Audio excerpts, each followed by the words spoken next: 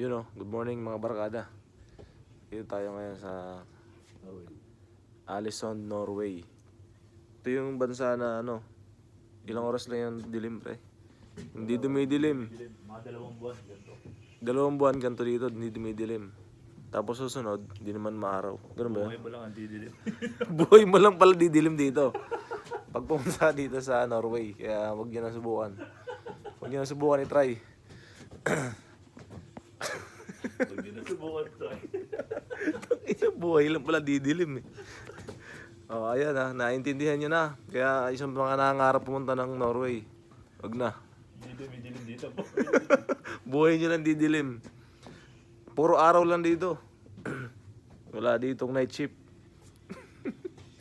Wala ditong night shift pre. Hindi ka naaarawan dito.